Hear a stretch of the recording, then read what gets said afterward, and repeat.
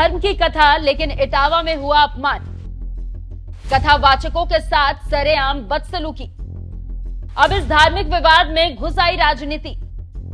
अखिलेश यादव ने सीधा धीरेन्द्र शास्त्री पर बोला हमला। क्या धर्म अब भी श्रद्धा का विषय है या बन गया है कमाई?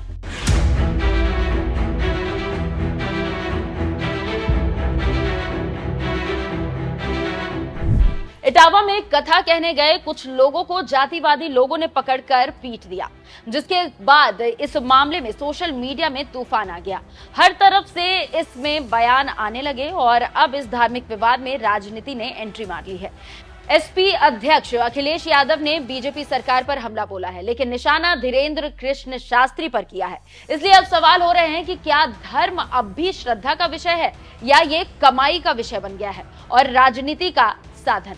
एक धार्मिक कार्यक्रम चल रहा था। स्थानीय स्तर पर बुलाए गए कथावाचक मंच पर भक्ति में डूबे हुए थे, लेकिन अचानक भीड़ में से कुछ असामाजिक तत्व उठे और कथावाचकों के साथ मारपीट कर दी। किसी ने माइक छीन लिया, किसी ने जूते चप्पल फेंके और कथावाचक मंच से नीचे उतरने पर मजबूर हो गए।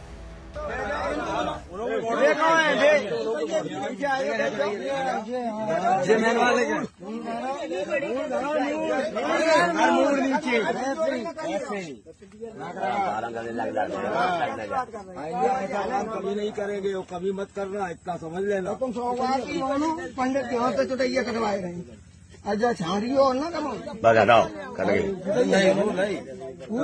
पूरी जान दो जो बंदी है उसकी ब्राह्मणन के गांव में आके तुमने मतलब जो करो तुम जिंदगी में तुम्हें ऐसा करवो नहीं चाहिए तो जो तुमने करो भाई ले ले पिंडिया भाई ये बंदी है उतनी ले रहे बाबा हाँ बस हटाओ खड़े पूरे बटुआरे पर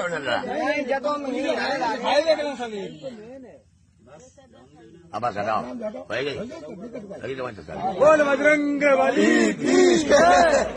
तो देख लिया आपने कि कैसे कथावाचकों के साथ बदसलूकी की गई है।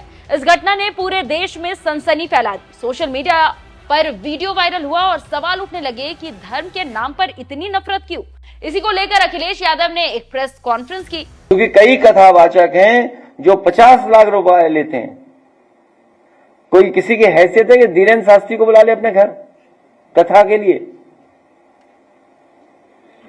कोई अंडर टेबल लेगा वो बाबा पैसे? आप पता करवा लीजिए, अंडर टेबल नहीं लेते हैं वो धीरेन्द्र शास्त्री। क्या कथावाचक ने पता कितनी कीमत होगी उनकी, फ्री थोड़े नहीं। तो सुन लिया आपने अखिलेश यादव क्या कह रहे हैं और क्यों। इस बयान के साथ ही राजनीतिक हलचल तेज हो गई। सोशल मीडिया दो धड़ों में बंट गया। एक तरफ बाबा के समर्थक, दूसरी तरफ धर्म में व्यवसायीकरण को लेकर सवाल पूछने वाले लोग। धीरेन्द्र शास्त्री उर्फ बागेश्वर बाबा आज देश के सबसे लोकप्रिय कथावाचकों में से एक है। अखिलेश यादव का इशारा इसी ओर था कि क्या कथावाचन अब एक उद्योग बन चुका है? क्या धर्म अब भावना नहीं बल्कि पूंजी का मामला बन गया है? अंडर टेबल पैसे लेने का आरोप बेहद गंभीर है। मतलब कथावाचन के लिए भारी भरकम फीस, वो भी बिना रसीद, बिना कर और बिना जवाबदेही के। कई रिपोर्ट्स के मुताबिक देश के कुछ प्रमुख कथावाचक 25 से 50 लाख रुपए तक चार्ज करते हैं। इसके अलावा भक्तों द्वारा दिया गया निजी चढ़ावा अलग है।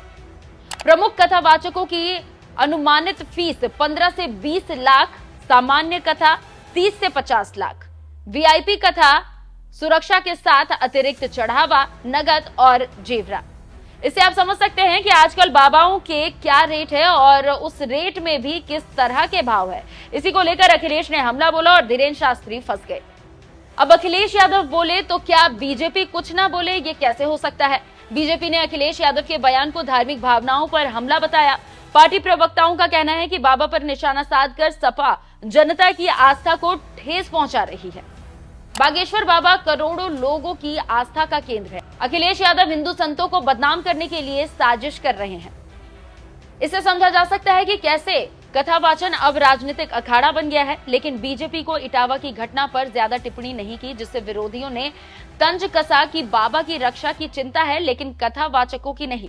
सवाल उठता है कि क्या अखिलेश यादव का ये बयान राजनीतिक है या एक जरूरी बहस की शुरुआत? क्या धार्मिक संस्थानों को पारदर्शी बनाने का समय आ गया है या फिर हर ऐसे सवाल धर्म विरोधी करार दिए जाएंगे?